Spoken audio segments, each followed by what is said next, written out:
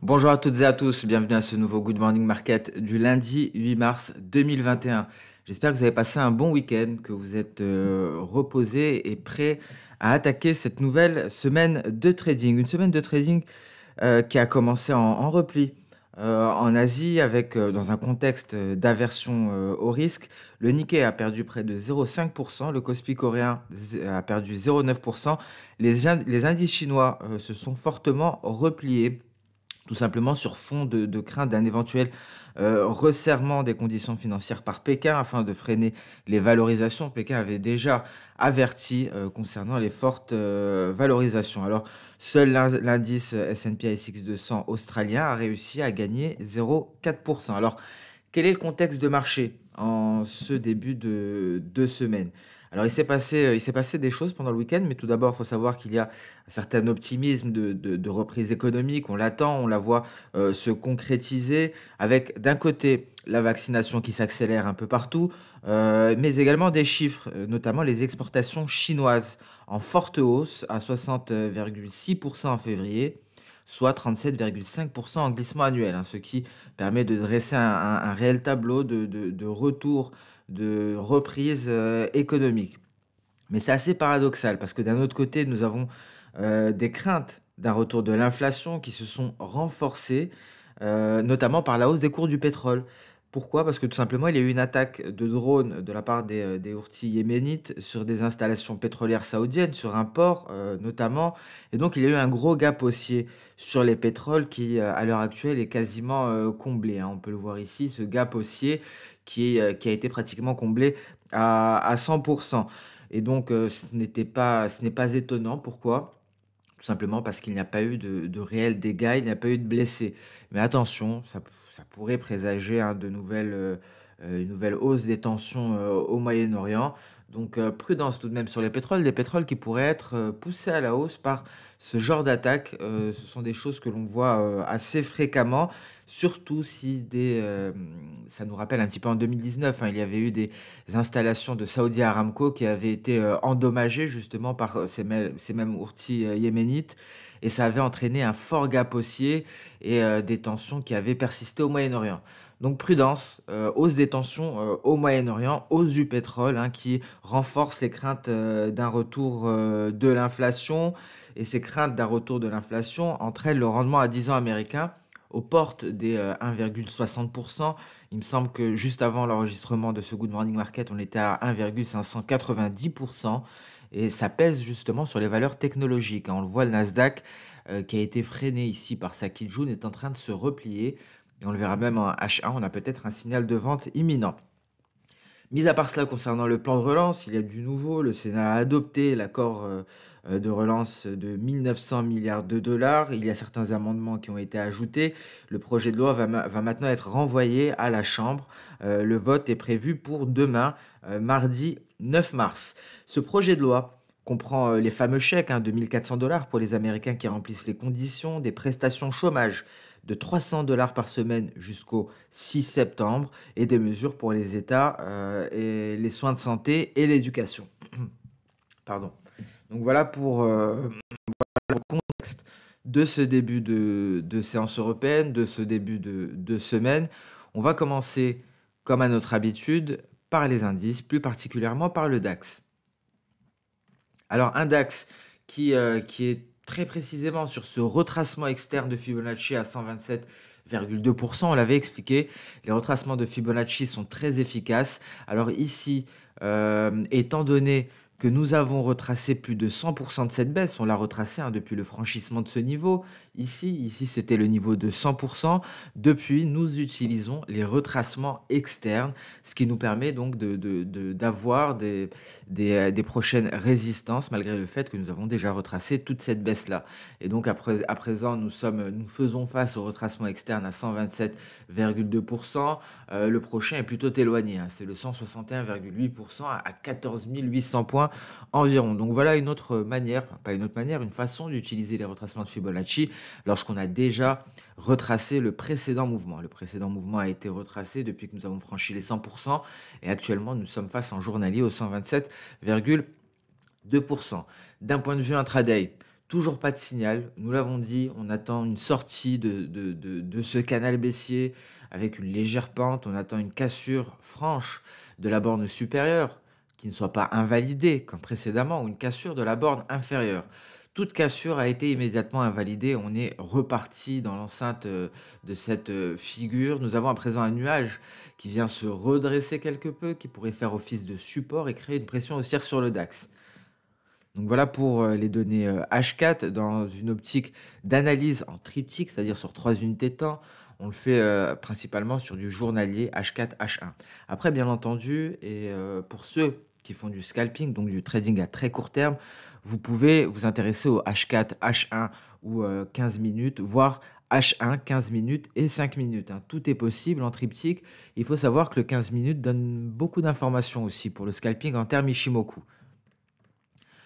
En H1, nous sommes sur le point de sortir du nuage par le haut, ce qui constitue un signal théorique Ishimoku. Cependant, nous avons une Chikou-span que l'on retrouve à ce niveau qui va s'attaquer au haut de nuage. On peut s'attendre à certaines difficultés à sortir par le haut de ce nuage car la lagging span, en l'absence de catalyseur, et nous n'avons pas parlé du calendrier économique car il n'y aura pas grand-chose aujourd'hui, et en l'absence justement de catalyseur, elle pourra avoir du mal à traverser ce nuage. On notera tout de même un twist de nuage ici. Ces twists, ces croisements de SSA et de SSB sont des faiblesses qui permettent le passage des cours ou le passage de notre Chikou-span. On passe à présent sur le DAX. Alors le DAX, c'était, on aurait dit qu'il répondait clairement à Ishimoku. Nous l'avions dit, il y avait des chances, des grosses chances vendredi de rebond. Pourquoi? Car la lagging span, la Chikou-span venait tester le bas de nuage. Nous étions à ce niveau-là, un rebond qui aurait permis, comme nous en avions émis l'hypothèse, qui aurait permis un retour au 61,8%. Ça a été extrêmement précis. C'est très exactement le niveau qui a freiné la hausse et permis le rebond ici de notre Chikou-span. À présent, après un petit gap haussier, les futurs sur Nasdaq perdent énormément de terrain. On perd déjà plus de 2%, hein, il faut le dire.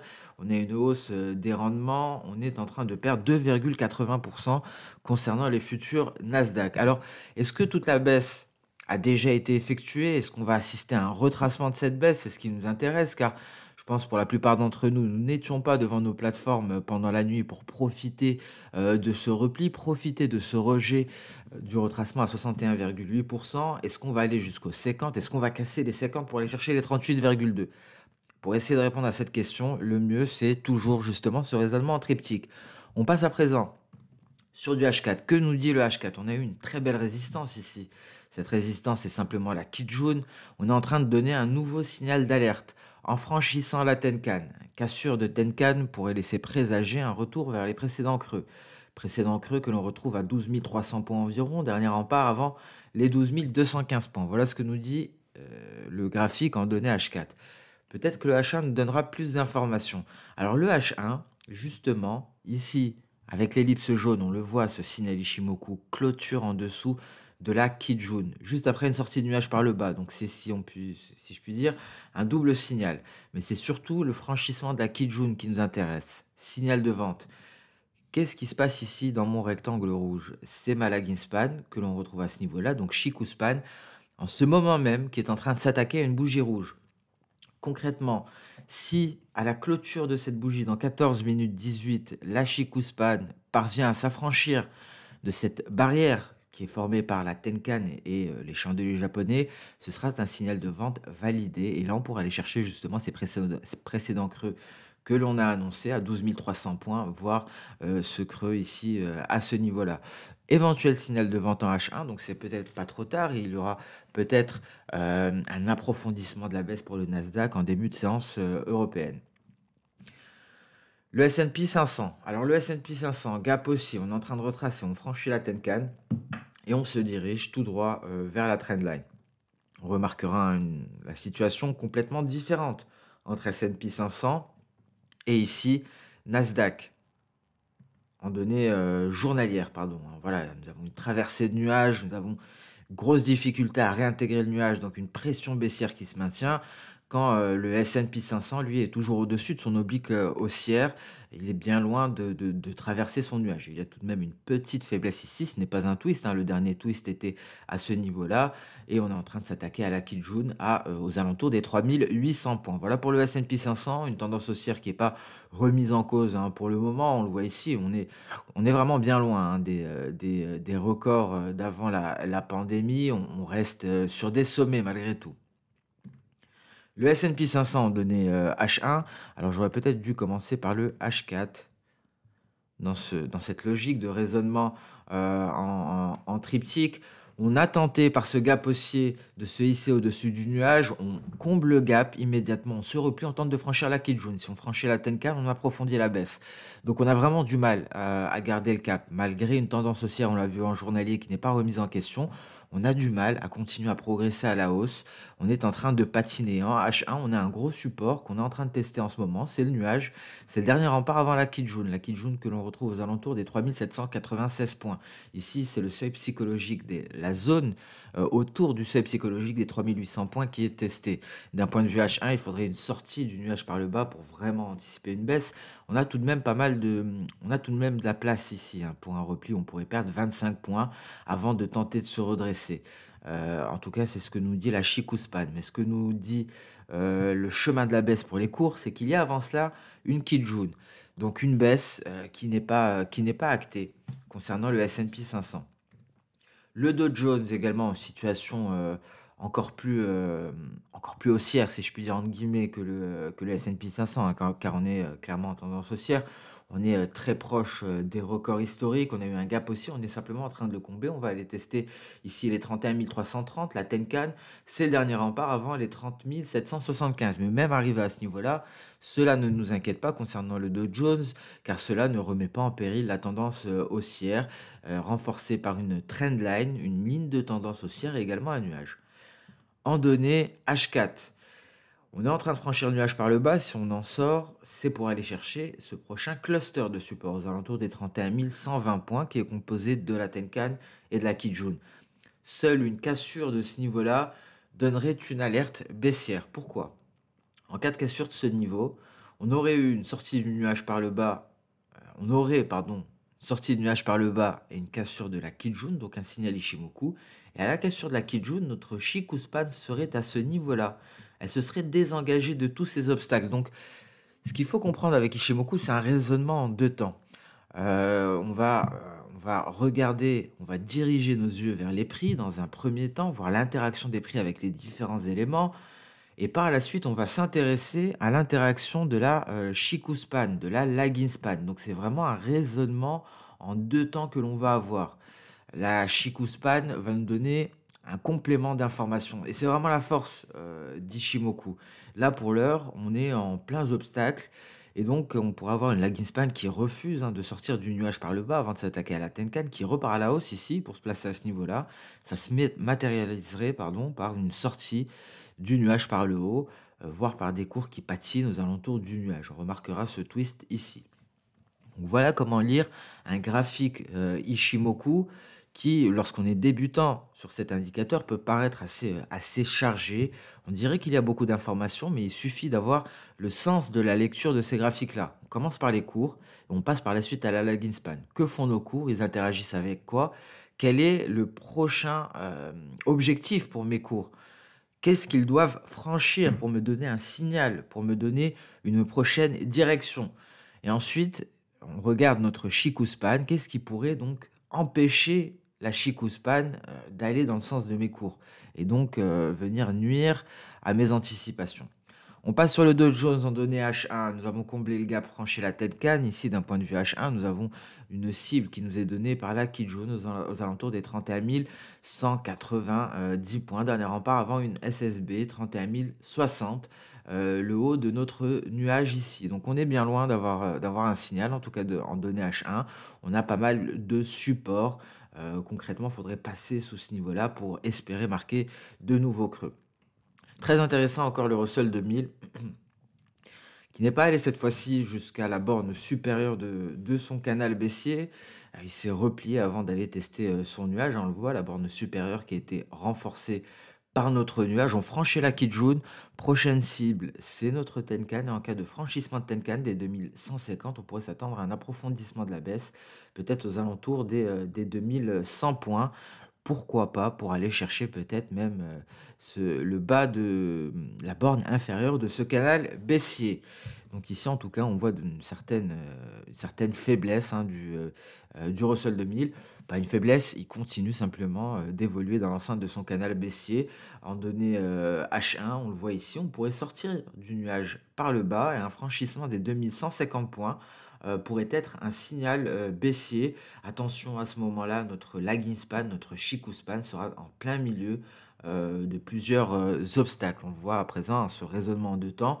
Et on le voit d'ailleurs ici, hein, de quelle manière le Russell 2000 est venu longer le nuage. Il a refusé d'en sortir, que ce soit par le haut ou par le bas. Souvenez-vous que le nuage matérialise l'équilibre. Il n'y a rien à faire lorsqu'on est dans le nuage. Il ne faut pas trader.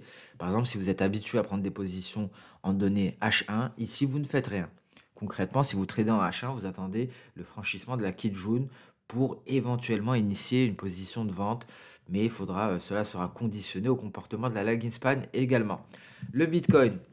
Un Bitcoin qui a retrouvé des couleurs pendant le week-end pour se hisser au-dessus des 50 000 dollars, mais qui a perdu une partie de ses gains. En tout cas, on l'a vu à la clôture hebdomadaire, on a invalidé complètement cet avalement baissier qui aurait pu présager un prolongement de la baisse. Peut-être, dans ce cas-là, on aurait pu envisager un retour vers les 30 000 dollars. Il n'en est rien. D'un point de vue journalier, on peine à franchir ici notre Kijun. C'est la résistance, c'est la Kijun aux alentours des 50 400 dollars. Il faudrait une réelle clôture d'un point de vue journalier, en tout cas au-dessus de cette Kijun, pour espérer une hausse. Ce qui m'interpelle à l'heure actuelle, c'est une lagging span qui va venir s'écraser contre les cours, ce qui pourrait lui permettre une évolution à la hausse, ce qui pourrait peut-être présager une hausse du Bitcoin. Car pour se replier, il faudrait que la lagging span franchisse cette barrière, franchisse la Tenkan. Cela permettrait un repli, mais un repli qui pourrait être freiné ici par la présence de notre nuage. Mais bien avant cela, nous avons une Tenkan qui fait office de support, 47 500 points, 47 500 dollars, pardon. Le Bitcoin en donnait intraday. Encore une sortie de nuage par le haut, cette fois-ci une vraie sortie de nuage par le haut avec une clôture au-dessus. Ça avait été invalidé, on avait pratiquement une clôture au-dessus du nuage invalidée immédiatement pour aller chercher par la suite le bas de nuage. Cette fois-ci, on l'a fait. Et ce qui freine justement la hausse du Bitcoin, on va adopter cette lecture en deux temps. C'est notre Chikou span. Une Chikou span qui a rencontré ici des chandeliers japonais et c'est ce qui a freiné la hausse. Car d'un point de vue Ishimoku, cette sortie de nuage par le haut est un signal d'achat, mais il faut attendre la validation de la lagging span qui doit se désengager de ces obstacles. Certains diront cela retarde un signal, cela nous fait perdre du temps, mais c'est tout simplement un filtre. Ça va être le filtre, ça va nous filtrer les bons signaux des mauvais signaux. Par exemple, cette sortie de nuage par le haut, c'était un faux signal. Ça a été filtré par notre lagging span qui avait des obstacles et est reparti à la baisse. Ici, on pourrait tester éventuellement la Kijun, mais il faudrait attendre que notre Chikou span parvienne à sortir du nuage par le haut, parvienne avant cela à franchir cette barrière pour espérer une hausse en direction des 53 000 dollars. Voilà pour le Bitcoin, très rapidement l'Ether qui parvient enfin à se hisser au-dessus de cette Kijun. Il faudra réussir à la sauvegarder en données journalières clôturées au-dessus pour espérer une poursuite de la hausse sur l'Ether. Le Stellar. Alors le Stellar qui est sur support actuellement, on se souvient que le Stellar avait, au moment de la sortie du nuage par le haut, était allé chercher une projection d'Osoda très précisément. Il est reparti à la hausse et nous avons eu très certainement ici encore une fois une projection d'Osoda. Est-ce que vous la devinez? Je pense que c'est un objectif d'Osoda hein, ici. Ces deux points de contact à ce niveau-là. Et à celui-ci, on va le vérifier immédiatement. On le voit ici. Est-ce que vous le voyez avec moi, une vague haussière, une première impulsion haussière, une baisse qui a retracé moins de 50% de la hausse. Et on arrive à un objectif. Alors, à vue d'œil, ça devrait être une projection d'Osoda à ce niveau-là. Voilà, très précisément, une projection d'Hosoda. Donc, concrètement, le Stellar nous a fait la même chose, mais symétriquement opposé. On est, sorti du nuage par le bas, on fait, notre objectif de soda, on en sort par le haut, on fait un objectif de soda. Donc on est, quasiment neutre, hein, vous l'aurez compris, il faudra s'affranchir. Cela nous permet de dessiner un range, hein, c'est ce qui est intéressant aussi. D'un côté, nous avons une sorte de range à ce niveau-là et seule une sortie de ce range nous permettrait donc d'envisager soit un retour, soit une hausse, soit une baisse. Donc pour l'heure, cette vague baissière nous a dessiné la borne inférieure du range et la vague, haussière qui nous a permis de nous hisser au-dessus du nuage nous a dessiné la borne supérieure de notre range. On passe à présent sur les matières premières. Avant le pétrole, on parle un peu du gold. Alors ici, concernant le gold en mensuel, on se dirige vers notre Kijun. D'un point de vue hebdomadaire, on est pratiquement allé chercher les 1680 $ l'once. On continue de se replier en ce début de semaine. Nous avons une Chikuspan qui a franchi la Kijun. Il ne reste plus que cette moyenne mobile ici à 50 périodes. Et si on la casse, là, il y aurait davantage de marge de manœuvre pour un repli plus profond sur le gold. Et ça pourrait aller très vite. Des fois, il y a des accélérations baissières sur le gold et je pense qu'un franchissement de ce niveau, un passage en weekly sous cette EMA 50 pourrait être vecteur d'accélération baissière pour le métal jaune. Un métal jaune qui est sous pression, je vous le rappelle, par les rendements américains à 10 ans, aux alentours des 1,600%. On est allé chercher les 1,625% à un certain moment, vendredi. Qu'en est-il en données journalières? On le voit ici, hein, le niveau de support, c'est tout simplement un retracement de Fibonacci à 61,8%. Et il est important celui-ci d'un point de vue théorique. Si on le casse, on va directement à 1587 $ l'once, soit sous les 1600 $ l'once. Donc prudence sur le gold, un métal jaune sous pression face notamment à la hausse du 10 ans américain. Et ici, on le voit, nous avons une pression baissière on a parlé de la pression baissière sur le gold par le 10 ans américain, mais une pression baissière technique par le nuage en données H1. On franchit, on sort du nuage en franchissant la Kijun. Tout dépendra de notre lagging span à ce niveau-là. Est-ce qu'elle va parvenir à s'affranchir de cette barrière composée de Tenkan et d'un gros chandelier vert à ce niveau-là? Le pétrole, alors on va le voir, hein, ici on a eu un beau gap haussier, on s'est propulsé au-dessus des 65 $, hein, on est allé marquer un nouveau sommet, il me semble, de plus de 2 ans pour aller se rapprocher des 68 $ le baril. Alors on a même comblé le gap, je vous l'ai dit, il n'y a pas de dommage, hein, ce qui pourrait éventuellement créer une réelle jambe haussière sur le pétrole face aux tensions au Moyen-Orient, c'est s'il y avait, par exemple, des dégâts matériels sur un site d'exploitation de Saudi Aramco.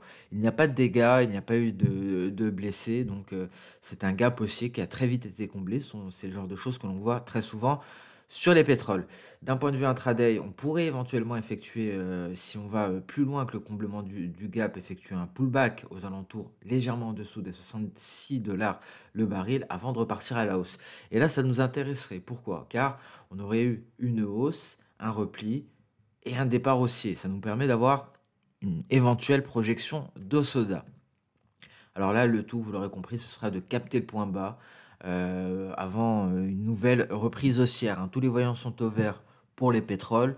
On a une éventuelle reprise économique avec une large vaccination. On a des pays membres de l'OPEP+, qui maintiennent les quotas de production, mis à part la Russie et le Kazakhstan. Donc une offre qui reste limitée, des perspectives de demande en nette amélioration de par la vaccination, la reprise économique. Le tout sera de trouver le creux. Soit c'est vraiment à la clôture complète du gap, soit c'est le pullback sur le haut de ce canal haussier. Le Brent. Le Brent en données hebdomadaires. Alors ici, on a pas mal parlé de retracement de Fibonacci. On est allé chercher les 71 $ sur le Brent. On va travailler un peu ces retracements de Fibo. Alors ici, comment l'appliquer? on voit, que la baisse a débuté après, à la fin de cette hausse, hein, par définition, hein. Il y a eu un retournement de tendance ici depuis et il y a eu une baisse pour aller chercher, les 17,60 $. Alors on va s'intéresser à tout ce mouvement justement et voir où nous en sommes concernant les retracements de Fibonacci. Alors je sélectionne mon sommet, j'étire mes fibos jusqu'au creux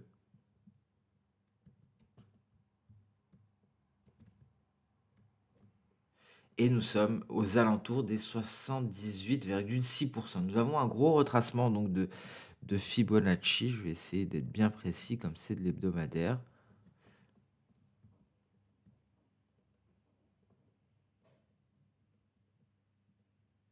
Voilà, donc nous avons une grosse résistance à 78,6, soit les 72 $. Donc prudence, on pourrait avoir du mal à s'affranchir de ce niveau. Et vous l'aurez compris, un franchissement de ce niveau, d'un point de vue retracement de Fibo, pourrait nous ramener aux alentours, nous permettre de retracer 100% du mouvement, ce qui paraît assez fou. Donc pour l'heure, prudence, hein, concernant le Brent aux alentours de ces niveaux.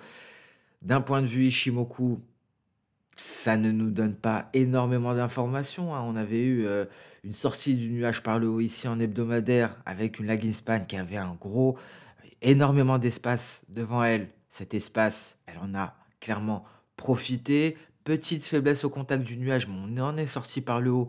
On vient valider un signal d'achat qui datait de plusieurs semaines. D'ailleurs, ce signal d'achat correspondait également au franchissement des 38,2% selon Fibonacci.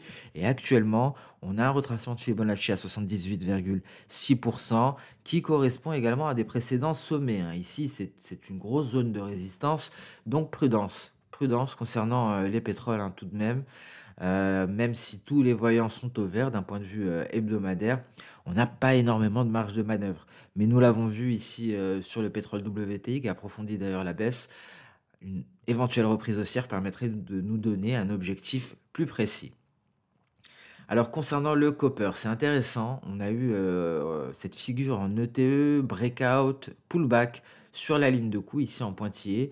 Et on a un renforcement du billet vert. On va en parler, mais on en parle un petit peu avant cela. Si le billet vert continue de se renforcer, et là on va bientôt être au contact du nuage, hein, concernant les cours du copper, on pourrait se replier en direction de l'objectif théorique. La hausse du billet vert pourrait peser sur les cours du copper entre autres. Donc on le garde sous surveillance. On pourrait assister à une baisse imminente pour aller se rapprocher des 8400 $ la tonne. Ici, le blé, on va attendre de sortir de ce fanion. Alors pour l'heure, nous avons une lagging span qui va venir s'attaquer à son nuage et donc on est assez loin d'avoir un signal. Il faudrait concrètement un breakout de la borne inférieure qui pourrait correspondre à une sortie du nuage ici par le bas par la Chikou span. Ça nous donnerait un signal de vente. Inversement, en cas de hausse des cours, et un breakout de ce niveau-là, il faudrait un franchissement du nuage, un franchissement des 23,6%. Et donc, cela nous permettrait d'avoir une lagging span à qui il ne reste qu'un seul obstacle, c'est notre Kijun. Pas grand-chose sur le blé, vous l'aurez compris. Un peu de patience à ce niveau-là. On passe à présent sur le marché d'échange. On commence par le billet vert. Un billet vert qui en hebdomadaire s'affranchit de la Kijun. On n'a pas réussi à la voir, cette fameuse clôture au-dessus, hein. Vous voyez, à ce niveau-là, on a clôturé très précisément au-dessus de la Kijun, donc pas de signal. On a une lagging span qui a encore du champ devant elle avant de s'attaquer à d'éventuels obstacles. Et donc, on pourrait s'attendre à une poursuite de la hausse du billet vert. On est en train de répéter le scénario de 2018. De la même manière, en 2018, hein, cette bougie hebdomadaire n'avait pas clôturé au-dessus de la Kijun. C'est la semaine d'après que l'on avait nettement progressé. On pourrait progresser franchement cette semaine, mais on a un gros obstacle ici. C'est cette barrière de chandelier japonais. Mais en tout cas, à court terme, on a tout de même de l'espace à ce niveau-là. D'un point de vue journalier, très intéressant. Le signal, c'était la sortie du nuage par le haut. On attendait une sortie de la lagging span. Si on clôture avec une lagging span en dehors du nuage qui valide notre signal, qui le filtre et donc le rend valide, on va aller chercher les précédents sommets 93,026. Ce qui, vous l'aurez compris, pèse lourdement sur l'euro-dollar. Un euro-dollar actuellement à 1,1875 et une baisse qui pourrait s'approfondir en direction des 1,18 voire 1,1780. Donc force du billet vert qui vient peser sur l'euro-dollar. En intraday, on le voit, une baisse qui est en train de s'approfondir depuis le franchissement des précédents creux. Et donc ici, on se dirige vers une légère zone de support avant d'aller chercher éventuellement les 1,18. Et cela vient peser sur toutes les paires en USD, notamment l'AUD USD, l'OSSI qui ne parvient pas à se hisser au-dessus de son EMA 50 et vient se replier en direction du retracement à 38,2%. Encore une fois, nous l'avions testé précédemment, on repart en test de ce niveau et un retour en force et un renforcement du billet vert permettrait d'aller tester ce niveau et en cas de poursuite de la hausse du billet vert, on pourrait même le casser pour aller chercher les 50% à 0,750. GBP-USD également pénalisé par la hausse de l'USD. D'un point de vue journalier, on est coincé, d'un point de vue hebdomadaire, pardon, on est coincé sous la Tenkan. D'un point de vue journalier, ce sont les 1,3866 à ce niveau-là. Attention à ne pas retourner en direction des 1,366,21. Mais le GBP est fort. On va le voir avec le GBP CHF. Et c'est ce qui permet donc de limiter les baisses du GBP-USD. Car d'un côté, on a un dollar américain qui se renforce, de l'autre, on a un GBP également qui se renforce, hein, avec de très bonnes perspectives au Royaume-Uni, et on a un GBP CHF à 1,29060 qui se dirige vers les 1,29 414. C'est une résistance qui n'a pas réussi à franchir précédemment. NZD-USD, attention, signal de vente à ce niveau-là, prudence, on est en train de franchir les 50%, on sort du nuage par le bas, on pourrait retracer éventuellement. On a une lagging span qui vient à peine d'intégrer son nuage. Il faudrait qu'elle en sorte pour éventuellement valider ce signal de vente. USD-CHF, cela reflète bien entendu la force du billet vert, une hausse qui se poursuit en direction des 0,93 727, un précédent support, et ce sera notre dernier rempart avant les 0,94 570. USD Yen ici, hein, en données hebdomadaires, on s'affranchit de cette projection de soda. Très intéressant de voir ce franchissement de la lagging span par justement un twist, une faiblesse de nuage, hein, croisement SSA, SSB, prochaine cible 109, 673 sur le long terme. Voilà pour le marché des changes, on met un terme à ce Good Morning Market.